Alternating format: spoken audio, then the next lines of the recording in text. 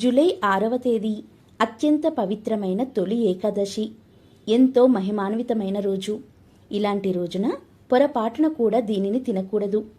ఈరోజు దీనిని తింటే పరమ దరిద్రమని పురాణాలు చెబుతున్నాయి. మరి అది ఏంటో ఇప్పుడు మనం ఈ వీడియోలో తెలుసుకుందాం. వీడియోని ఎక్కడ స్కిప్ చేయకుండా పూర్తిగా చూడండి. అప్పుడే మీకు చక్కగా అర్థమవుతుంది. సూర్యుడు కర్కాటక సంక్రమణం చేసిన తర్వాత వచ్చే మొదటి ఏకాదశిని తొలి ఏకాదశి అంటారు. మన పండుగలన్నీ దీనితోనే మొదలవుతాయి. ఎంతో పవిత్రమైన ఈరోజు ఈ ఆహారాన్ని అస్సలు తినకూడదు. ఆ ఆహారమేంటో తెలుసుకునే ముందు వినినంతనే ఐశ్వర్యాన్ని కలిగించే ఈ పవిత్ర కథను విని తరువాత తెలుసుకుందాం. పూర్వం ఒక రాజుకు 4 కుమార్తెలు ఉండేవారు. అందులో 3 కూతుర్లు తండ్రిని పొగుడుతూ అన్ని ఐశ్వర్యాలకు తండ్రే కారణమని చెప్పేవారు. 4వ కుమార్తె మాత్రం సర్వేశ్వరుడే అన్నిటికీ కారకుడు అని అంటూ ఉండేది.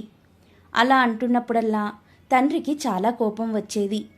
అలా అంటుందని 4వ కుమార్తెపై కోపం వచ్చి ఆమెను ఒక నిరుపేద బ్రాహ్మణుడికిచ్చి పెళ్లి చేసి, మీరు నా దేశం నుండి వెళ్ళిపోండి అని పంపించేశాడు.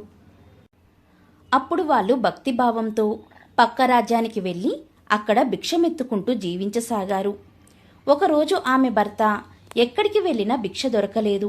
ఇంటి దగ్గర భార్య చేతులలో ఏమీ లేకుండా ఇంటికి రావద్దని అనడంతో ఏమీ తోచక ఆ బ్రాహ్మణుడు దారి మధ్యలో చచ్చిపడి ఉన్న పామును తీసుకుని ఇంటికి వెళ్ళి భార్యకిచ్చాడు. దాంతో ఆమె అది దేనికి పనికిరాదని బయటికి విసిరివేసింది. ఆ సమయంలో ఆ దేశపు రాజు ఒక కొలనులో స్నానం చేసే ముందు విలువైన బంగారపు కంఠహారాన్ని ఒడ్డున పెట్టి స్నానం చేస్తూ ఉండగా మెరుస్తున్న నగలను చూసి అది చేప అని గ్రద్ద దానిని తన్నుకొని పోయింది. కొంత దూరం పోయేసరికి అది చేప కాదని తెలుసుకుని బ్రాహ్మణుడి భార్య పారవేసిన పాము దగ్గర ఆ హారాన్ని పారవేసి పామును తీసుకొని పోయింది. ఆ విలువైన కంఠహారాన్ని భార్య చూసి అది తీసుకొని భర్తకిచ్చింది.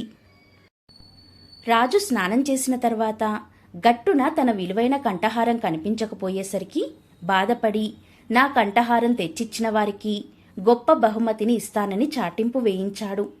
అది విన్న బ్రాహ్మణ దంపతులు ఆ కంఠహారాన్ని తీసుకుని వెళ్ళి రాజుగారికి ఇచ్చారు. అప్పుడు రాజు మీకేం కావాలో కోరుకో అన్నాడు. దానికి బ్రాహ్మణుడి భార్య ఇలా అడిగింది, రాజా, అమావాస్య రోజు మా ఇంట్లో తప్ప ఈ రాజ్యంలోనూ మీ రాజభవనంలో కూడా దీపం వెలిగించకుండా ఉండేటట్లు ఆజ్ఞాపించండి అని కోరుతుంది. రాజు సరేనని ఆజ్ఞాపించాడు. అమావాస్య లక్ష్మీదేవికి ఎంతో ఇష్టం కాబట్టి శ్రీ మహాలక్ష్మి యథాప్రకారం రాజ్యంలోకి వచ్చి చూడగా రాజ్యమంతా చీకటిగా ఉంది. బ్రాహ్మణ దంపతుల ఇంట్లో మాత్రమే దీపం వెలుగుతున్న దృశ్యాన్ని చూసింది. ఎంతో సంతోషించింది. వెంటనే ఆ దీపం ఉన్న ఇంట్లోకి వెళ్లి కూర్చొని ఆ ఇంటిని ఆశీర్వదించింది. ఇక ఆ రోజు నుండి ఆ బ్రాహ్మణ దంపతులు అష్టైశ్వర్యాలతో భోగభాగ్యాలతో సుఖంగా ఏ కొరత లేకుండా జీవించారు. ఈ కథ వల్ల ధనం లేని సమయంలో కంగారు పడకుండా యుక్తితో ఆలోచిస్తే ఆ లక్ష్మీదేవి అనుగ్రహాన్ని పొంది ఐశ్వర్యాన్ని పొందవచ్చు. ఎంతో పవిత్రమైన తొలి ఏకాదశి రోజు తినకూడని పదార్థాల గురించి ఇప్పుడు తెలుసుకుందాం. ఈరోజు వండిన ఆహారాలు తినకూడదు. ఉసిరికాయ తినకూడదు. చింతపండు అస్సలు తినకూడదు. ఈరోజు పుచ్చకాయ తినకూడదు. అదేవిధంగా ఈరోజు గుమ్మడికాయ తినకూడదు. తేనె, పొట్లకాయ, ఉలవలు, తెల్ల ఆవాలు, మినుములు, మాంసాహారం లాంటివి పొరపాటున కూడా ఈరోజు తినకూడదు. ఈరోజు వీటిని తెలియక తింటే మహాపాపంగా పరిగణించబడుతుంది. అంతేకాదు, ఈరోజు మంచంపై పడుకోకూడదు. నేలపై చాప వేసుకొని కూర్చోవాలి. ఎటువంటి ఆహారం భుజించకుండా ఉపవాసం చేస్తే 1,000,000 జన్మల పుణ్యం వస్తుంది. ఆషాఢ శుద్ధ ఏకాదశి రోజు తొలి ఏకాదశిగా జరుపుకుంటాం. ఈ రోజుని పూర్వకాలంలో సంవత్సరం ఆరంభంగా భావించేవారు. ఈరోజు విష్ణుమూర్తి పాలకడలిపై యోగనిద్రలోకి వెళ్తాడని, స్వామి నిద్రించే రోజు కాబట్టి దీనిని శయన ఏకాదశి అని కూడా అంటారని మన పురాణాలు చెబుతున్నాయి. ఈరోజు శ్రీ మహావిష్ణువును హిందువులు భక్తి శ్రద్ధలతో పూజిస్తారు. ఈ విధంగా స్వామిని ఆరాధించడం వెనుక దీపారాధనకు ఎంతో ప్రాధాన్యత ఉంది. కొంతమందికి తెలియక ఈరోజు ఈ చిన్న పొరపాటు చేయడం వలన ఫలితం శూన్యం అయిపోతుంది. చాలామందికి తెలియక దీపారాధనను అలాగే భూమిపై వెలిగిస్తారు. దీపారాధన నేలపై వెలిగించకుండా ఏదైనా ఆకుపై వెలిగిస్తే సకల శుభాలు కలుగుతాయని మన శాస్త్రాలు చెబుతున్నాయి.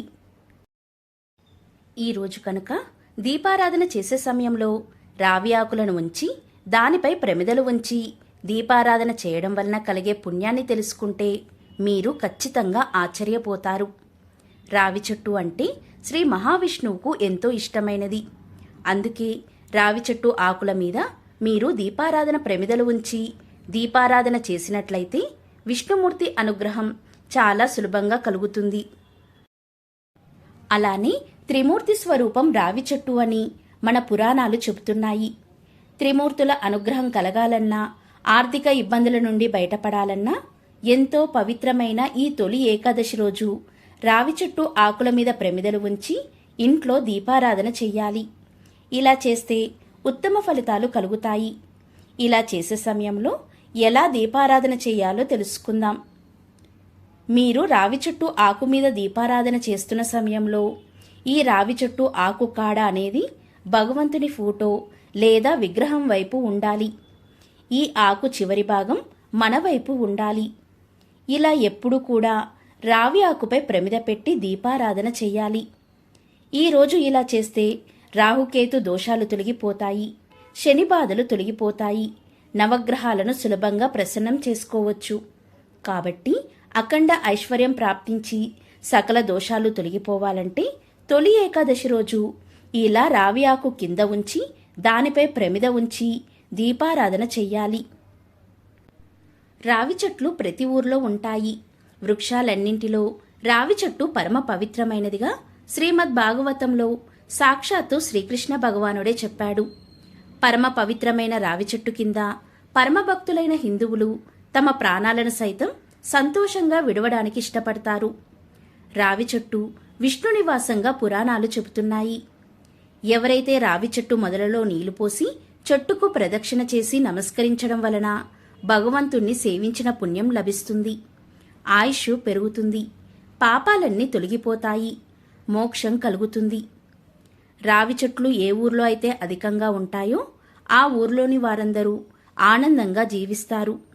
ఎందుకు అంటే రావి చెట్టు నుండి ప్రాణవాయువు అధికంగా లభిస్తుంది. రావి చెట్టు సమీపంలో నివసించే వారికి ఆయురారోగ్యాలు కలుగుతాయి. అంతేకాదు రావి చెట్టు నుండి వీచే గాలి వాతావరణ కాలుష్యాన్ని పారదోలుతుంది. స్వచ్ఛమైన ఆరోగ్యవంతమైన గాలిని మానవులకు పంచుతుంది. కుటుంబంలో ఆపదలు వచ్చినా, ఆర్థికపరమైన ఒడిదుడుకులు వచ్చినా వాటిని తొలగించుకోవాలంటే రావి చెట్టు ఆకులతో ఈ చిన్న పరిహారం ఎవరైతే చేస్తారో ఆ ఇంట్లో సకల సంతోషాలు నిండుతాయి. ఆ ఇంట్లో ధనానికి ఎల్లప్పుడూ లోటు లేకుండా ఉంటుంది. దానికోసం రావి చెట్టు ఆకులను సేకరించి తోరణంలా చేసి ఇంటి ప్రధాన ద్వారానికి తోరణంలా కట్టాలి. అవి ఎండిపోయాక వాటిని తీసివేసి తిరిగి మరో తోరణం కట్టాలి.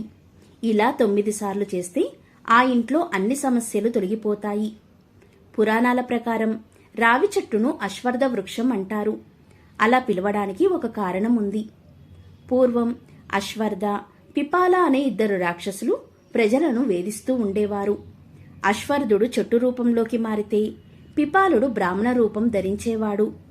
పిపాలుడు దారిన పోయేవారిని పిలిచి ఆ చెట్టు పవిత్రమైనదని, దానిని తాకితే పుణ్యం పొందుతారని పిలిచేవాడు.